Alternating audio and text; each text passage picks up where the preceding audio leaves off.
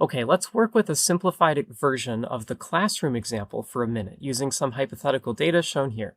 There are only 4 classrooms in this version of the study, and each classroom has only 6 students, so that we can easily see what's going on in the plots.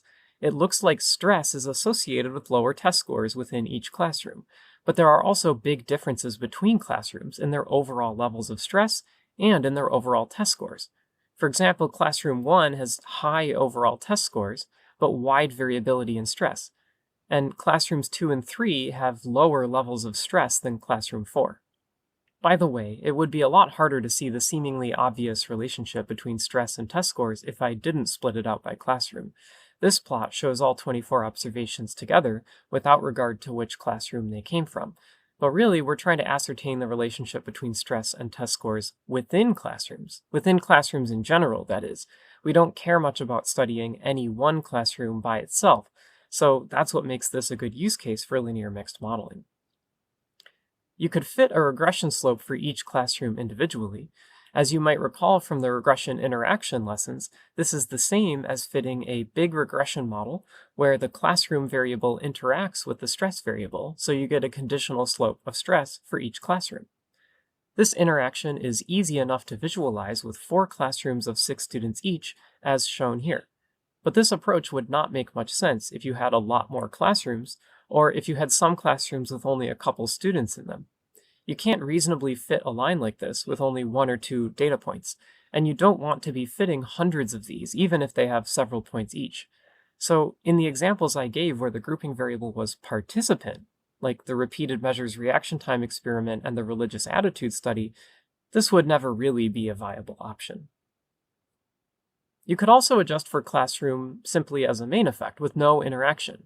Recall from the previous lessons that this results in the same slope for every classroom, just at different heights depending on whether it is an above average classroom or a below average classroom.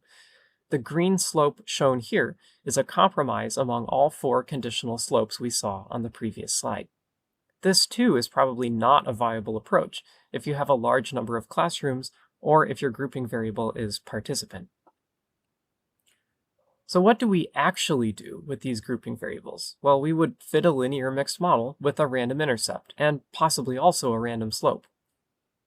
NLME is a good default package for these kinds of models. I'll mention one other package later. The function we want to use is called LME. It works much like the LM function you're already familiar with, but with an extra argument called random. The first argument to the LME function is a regular model formula. In this example, test score tilde stress, meaning stress is the predictor variable, test score is the response variable. The second argument is another formula, a special kind of formula called a one-sided formula that allows you to specify what random terms you want. First comes a tilde by itself to show that this is a formula, but there's no response variable. Then the terms that you want to vary randomly, with 1 being the special symbol for an intercept. In the top example, the only random term is the intercept. The bottom example lists the intercept plus the stress variable here.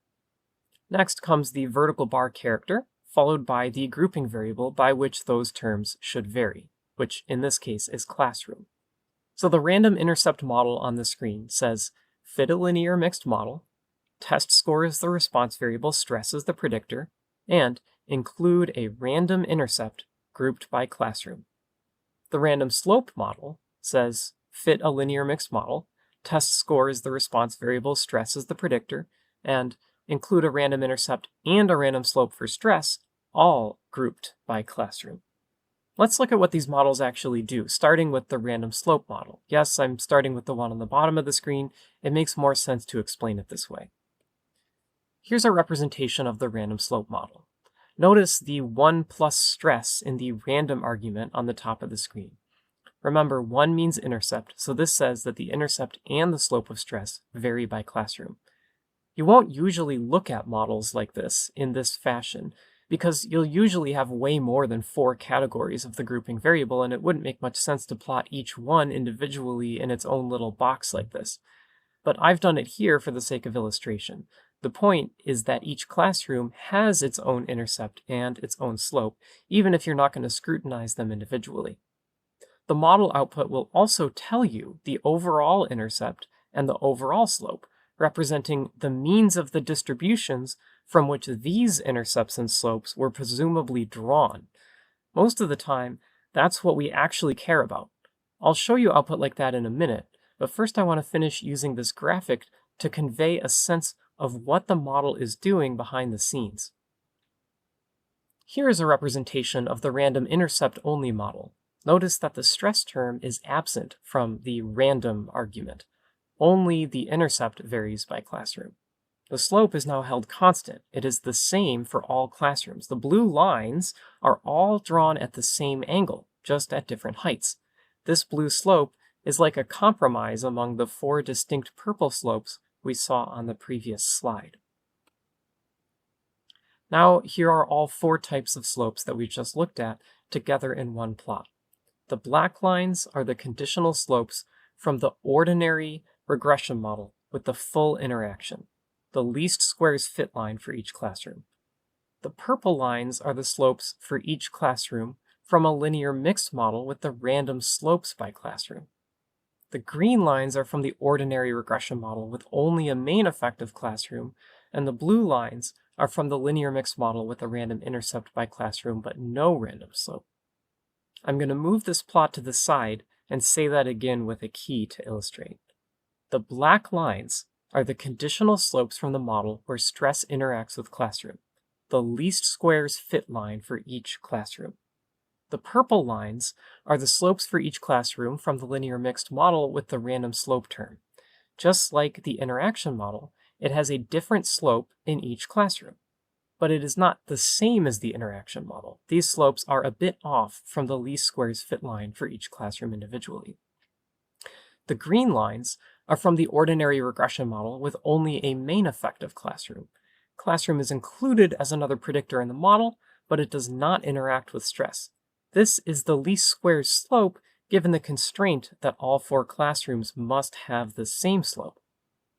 The blue lines are from the linear mixed model with a random intercept by classroom, but no random slope. Just like the main effect model, this model has the same slope in each classroom, but it is not exactly the same as the least squares slope given the constraint that all 4 must be equal. The point here is to show you that the random intercept model is sort of like a model that adjusts for classroom as a main effect. The blue line is close to the green line, but not exactly the same.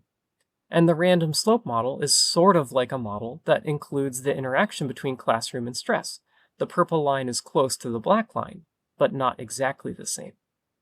All 4 of these models estimate the relationship between stress and test scores within classrooms.